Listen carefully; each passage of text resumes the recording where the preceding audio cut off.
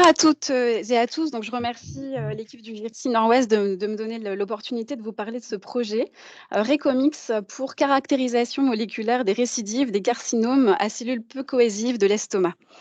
Alors, quelques mots sur le cancer gastrique en introduction. C'est un cancer qui est majoritairement sporadique, qui est très, très hétérogène et qui, en fait, est un cancer qui peut comporter en son sein différents sous-types.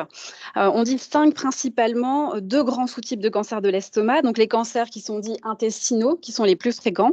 Et c'est l'objet de cette présentation aujourd'hui, les cancers dits de type diffus, qu'on appelle également cancer à cellules peu cohésives ou indépendantes, parce qu'ils se manifestent sous forme de cellules tumorales isolées les unes des autres et qui représentent un vrai problème de santé publique qui atteignent les sujets jeunes. Ce sont des cancers de plus en plus fréquents qui vont avoir une tendance à la récidive avec carcinose péritonéale et pour lesquels on a très peu de solutions thérapeutiques. Donc le cancer de l'estomac en général est associé à une forte chimiorésistance et aujourd'hui, il y a des espoirs qui viennent des résultats positifs des essais avec les inhibiteurs d'immune checkpoint et notamment au stade métastatique. Alors, le cancer de l'estomac, il est pris en charge au stade localisé, essentiellement par chirurgie encadrée de chimiothérapie. Donc, la chimiothérapie préopératoire suivie d'une chimiothérapie post-opératoire.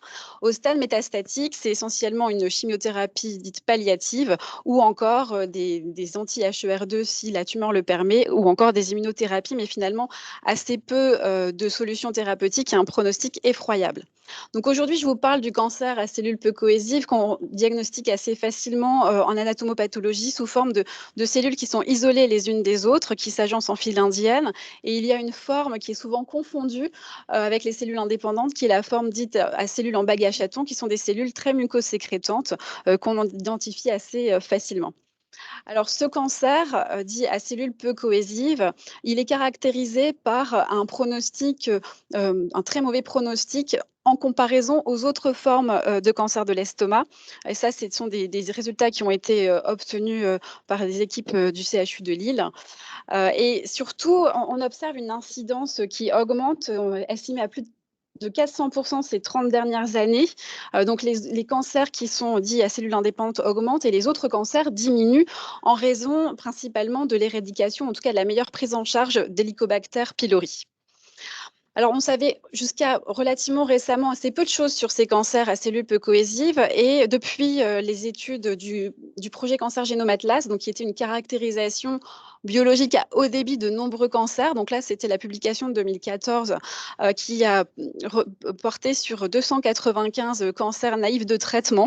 Euh, il est ressorti 4 sous-types moléculaires, donc les cancers avec instabilité microsatellitaire, 20% des cancers de l'estomac, les cancers liés au virus Epstein-Barr, 9% dans cette publication, les cancers qui sont caractérisés par des instabilités des chromosomes avec des amplifications et des pertes de fragments chromosomiques, et les cancers qui avaient finalement assez peu d'altérations, donc vous voyez ici assez peu de mutations, peu ou pas de variation de nombre de copies, qui ont été appelés GS pour génome stable et qui, en fait, en recoupant les résultats biologiques et les résultats histologiques, correspondent grosso modo aux cancers qu'on avait identifiés depuis longtemps au microscope, donc ces cancers à cellules peu cohésives ou cellules indépendantes.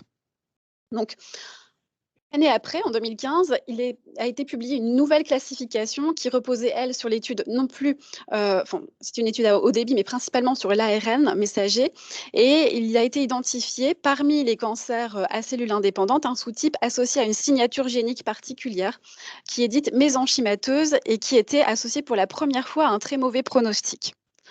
Toutefois, toutes ces études ont essentiellement porté sur des patients réséqués et on n'avait aucune donnée sur la récidive.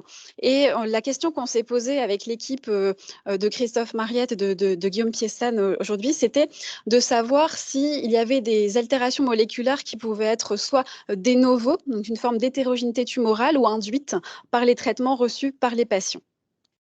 Alors, on avait des résultats préliminaires, dans l'équipe, puisqu'on avait comparé sur d'autres cancers de l'estomac, la biologie, donc le profil moléculaire du cancer primitif et par rapport à celui de la récidive, sur, 80, chez 80 patients, donc avec le primitif et la récidive et on avait identifié, des signatures spécifiques de la récidive et cette fois dans ce projet, quand on l'a déposé, au JURSI Nord-Ouest, on voulait vraiment se focaliser sur la forme à cellules indépendantes. Le schéma de l'étude est le suivant. Donc, on a principalement inclus dans cette étude des patients qui appartiennent, qui ont été inclus dans la base clinico-biologique nationale Frégate, hein, qui est promue par le CHU de Lille, parce que cela nous permettait d'obtenir des prélèvements des patients à différents temps du traitement. Et ce qu'on appelle T1, c'était la biopsie diagnostique, jusqu'à la récidive que l'on appelle T5. Et donc, les patients ont reçu différentes lignes de traitement et ils ont été opérés donc ce qui était le traitement standard du cancer de l'estomac. Nous avons été assez, stricts sur les critères pour définir la récidive, c'est-à-dire qu'on a inclus uniquement des malades qui avaient une métastase métachrone, c'est-à-dire qui était survenue 6 mois, au moins 6 mois après le primo-diagnostic.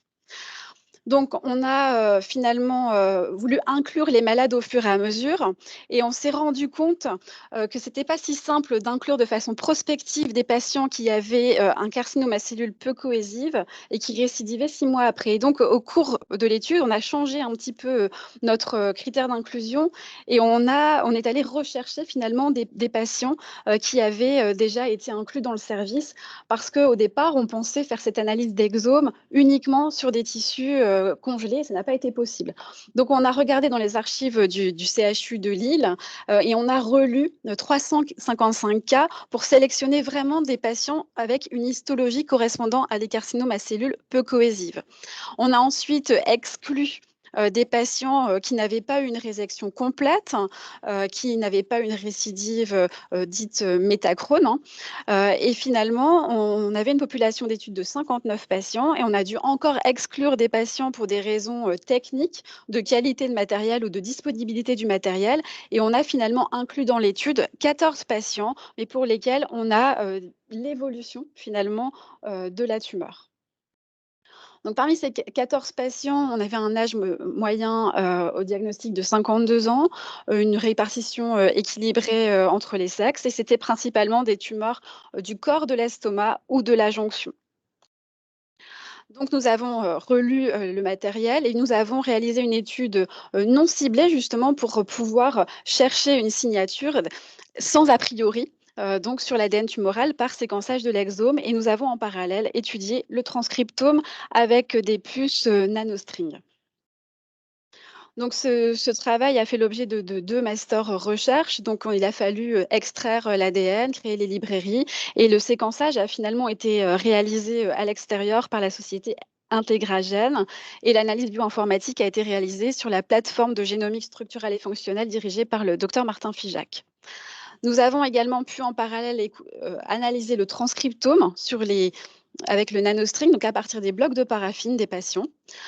Finalement, l'exome s'est révélé de bonne qualité. Nous avions une profondeur de séquençage de 133X qui était tout à fait satisfaisant pour ce genre de tumeur qu'on ne pouvait pas enrichir puisque par définition, elles étaient constituées de cellules isolées dans un stroma abondant.